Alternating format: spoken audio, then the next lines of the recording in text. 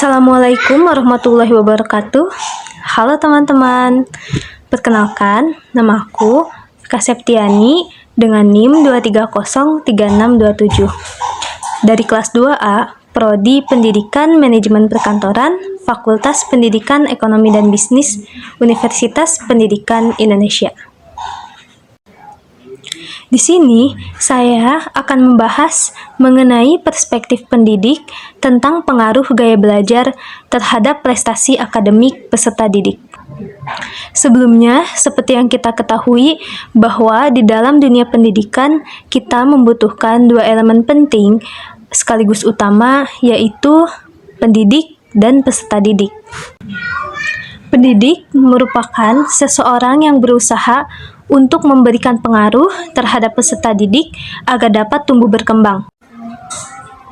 Bagi pendidik, sangat penting untuk memahami gaya belajar peserta didik karena itu merupakan faktor internal dalam perkembangan peserta didik.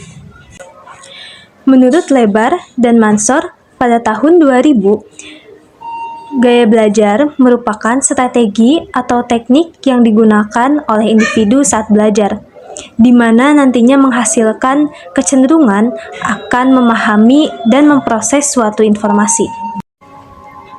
Selanjutnya, ada definisi perkembangan. Menurut Azam, dalam Dwiono tahun 2021, perkembangan merupakan perubahan yang dialami oleh seseorang menuju pada tingkat kematangan yang berlangsung secara sistematis, progresif, dan berkesinambungan, baik fisik maupun psikis. Singkatnya, perkembangan yaitu proses yang dialami oleh setiap individu menuju ke kedewasaan, yang dimana bukan hanya fisik yang berubah, tapi juga mental, pola pikir, dan juga perilaku. Selanjutnya, ada tahapan perkembangan. Menurut Harlock, pada tahun 1972, tahapan peserta didik terbagi menjadi beberapa bagian. Yang pertama, periode prenatal, yaitu periode awal perkembangan janin di dalam rahim seorang ibu. Selanjutnya, ada masa bayi, di mana anak tersebut sudah lahir ke dunia. Selanjutnya, masa anak-anak awal dan masa anak-anak akhir. Kemudian, lanjut kepada tahap perkembangan masa puber dan masa remaja. Kemudian, semakin bertambahnya umur, maka masuk ke dalam tahapan dewasa dini dan dewasa madya, hingga ketika kita tua dan meninggal dunia. Selanjutnya, ada macam-macam gaya belajar. Menurut hasil penelitian yang dilakukan oleh Profesor Ken dan kawan-kawan yang dikutip Ross dan Nicole pada tahun 2006, telah mengidentifikasi 3 gaya belajar dan komunikasi, yaitu yang pertama, visual.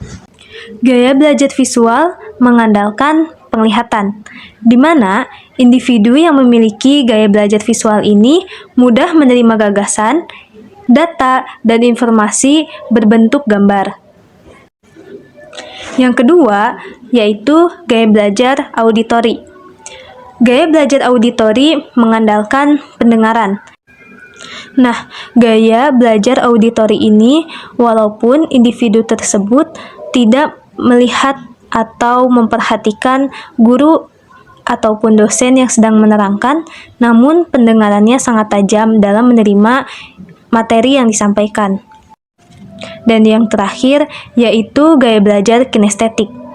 Individu yang memiliki gaya belajar kinestetik ini cenderung lebih suka mempraktikannya secara langsung di lingkungan yang terbuka, yaitu dengan melakukan, menyentuh, merasa, ataupun mengalaminya secara langsung. Kalian pernah gak sih belajar berjam-jam tapi hasilnya gak memuaskan? Nih rahasianya. Pertama, kita harus mengenali jenis belajar apa yang paling cocok di kita. Ada 3 yang berbeda, yaitu visual, auditori, dan kinestetik. Dan selanjutnya, pakailah metode yang sesuai dengan tipe belajar kamu. Ada yang linear system, menggunakan flashcard, dan habis itu framing teknik, pura-pura kamu menjadi guru. Dan selanjutnya ada dengarkan brown or white noise untuk memblokir suara keras di sekitarmu saat lagi belajar. Dan jangan lupa loh, untuk mengetahui batasanmu, ambil break sekitar 5-30 menit agar tingkat fokusmu tidak menurun.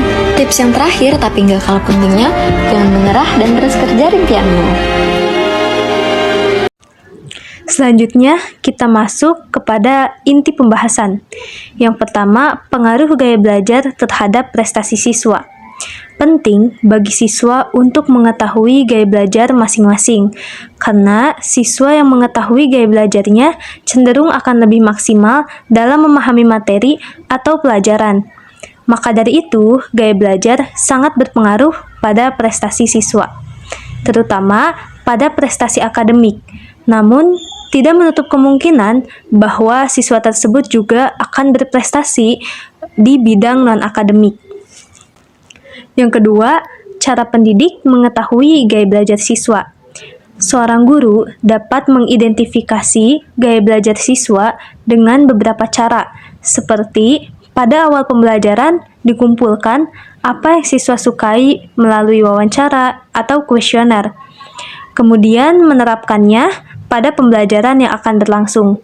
Agar dapat maksimal, guru dapat mengelompokkan siswa sesuai dengan gaya belajarnya. Kemudian, memberikan tugas sesuai kelompok yang sudah ditentukan. Yang ketiga, yaitu strategi seorang pendidik jika mendapatkan tantangan ketika sedang mengidentifikasi gaya belajar siswa. Strategi yang dapat digunakan yaitu dengan mengikuti lebih banyak pelatihan dan sharing bersama guru lain, atau memberikan pembelajaran lebih dengan membuka bimbingan konseling bagi siswa yang ingin belajar lebih lanjut. Sebelumnya, saya pernah mewawancarai 2 guru mengenai perspektif mereka terhadap gaya belajar yang mempengaruhi prestasi peserta didik. Hasil dari wawancara tersebut dapat saya simpulkan bahwa ketika peserta didik mengetahui gaya belajarnya, maka pembelajaran yang berjalan akan semakin maksimal. Namun, tidak semua siswa memiliki dan menerapkan gaya belajar. Sebagian siswa lebih menyukai belajar dengan bebas. Gaya belajar ini berpengaruh untuk meningkatkan prestasi siswa.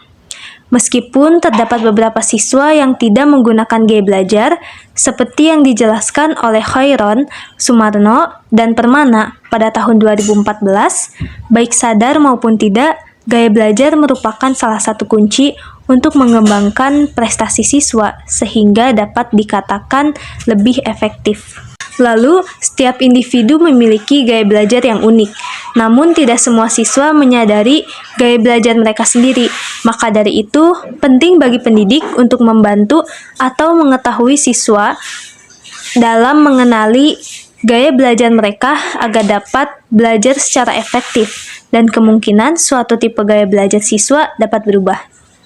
Namun, di zaman serba digital ini, siswa lebih mudah mendapatkan jawaban melalui internet. Akhirnya, minat siswa untuk mengunjungi perpustakaan menjadi kurang. Daya juang siswa untuk mencari bahan materi dan ketelitian siswa juga berkurang. Dengan kehidupan yang serba digital ini, siswa cenderung lebih sering belajar melalui ponsel, bahkan banyak yang hanya meng-copy-paste tanpa melihat sumbernya, karena ingin instan dan cepat.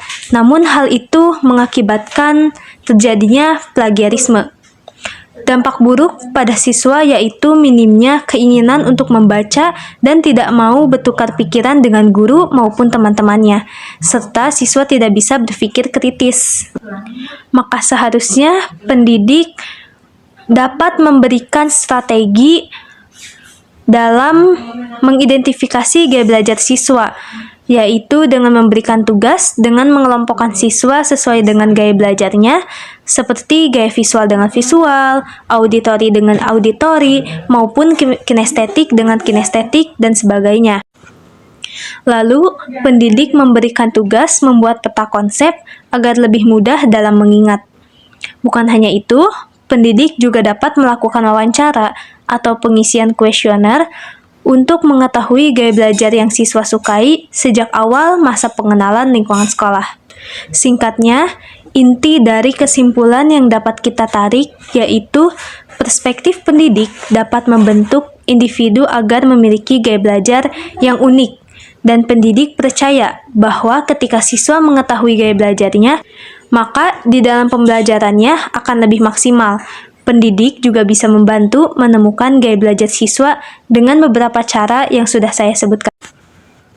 Mungkin sekian yang bisa saya sampaikan. Mohon maaf apabila ada kesalahan kata ataupun kurangnya menarik video ini. Saya cukupkan.